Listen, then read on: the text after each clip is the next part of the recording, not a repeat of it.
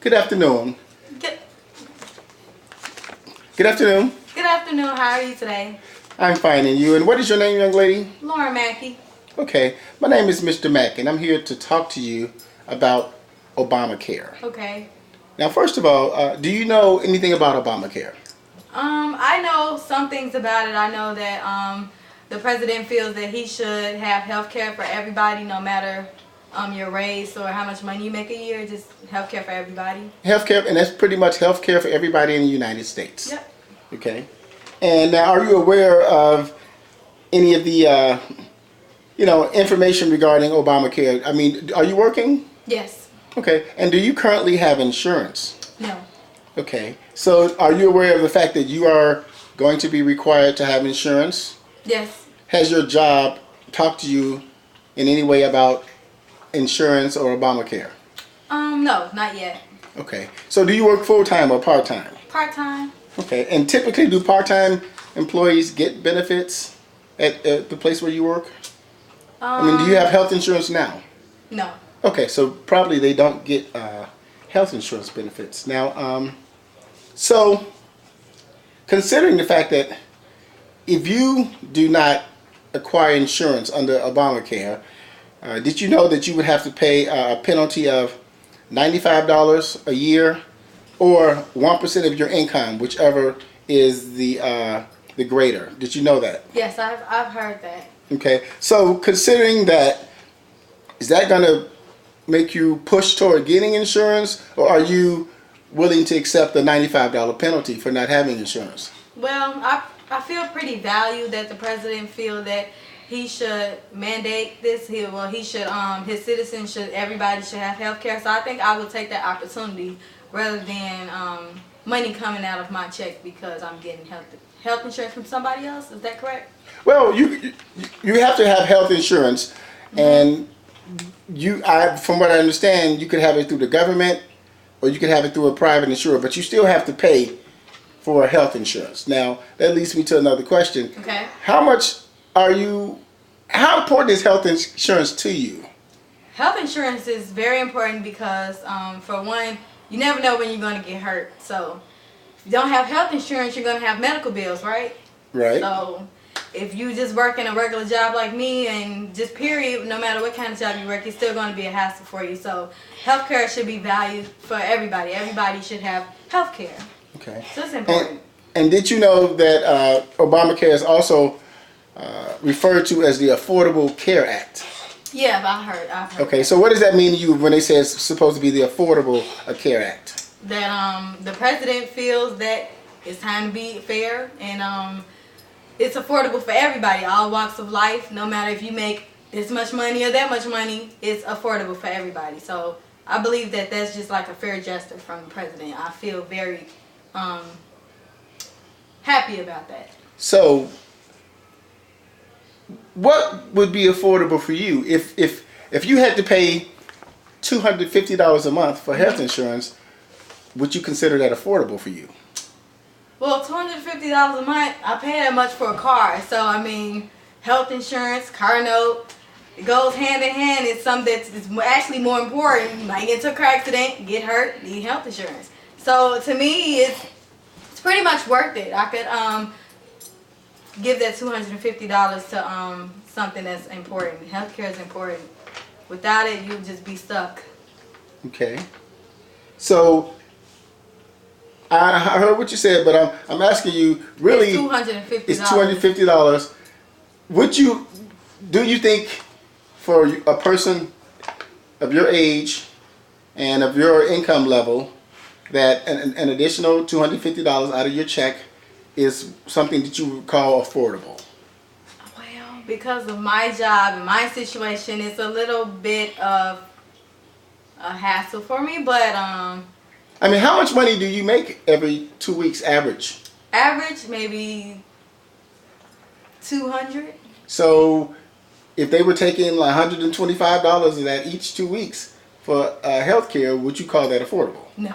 Okay. So, how much would be affordable if you're making $200 something every 2 weeks, and it's And this is supposed to be affordable for everyone. $50. $50. Yeah, Okay. but it's not that way. $50, and that'd be $100 a month. Well, you know, I think there is a possibility that with your income, there are some government subsidy programs where you probably could pay $100 a month for That healthcare wouldn't be insurance. bad at all. Okay. Have you visited that so-called website that everybody's talking about, that they're going on to the government website? Have you even visited that to get some quotes? Nope. To be honest, I haven't. I'm actually interested in Obamacare, but I haven't really looked into it as much as of what I've heard on TV. So, and on the news. So, and the talk of town. So, even though I'm interested, I haven't really took the steps to really like look at it and really see the facts and how I would qualify and stuff. So no. Do you know what the deadline is for enrollment? Nope. I think it's in March. March? Yeah. So when do you think that you're going to go online or seek out a private insurer to get some quotes about how much health insurance would cost you? Maybe this week or next week, to actually be honest. I have a busy schedule today.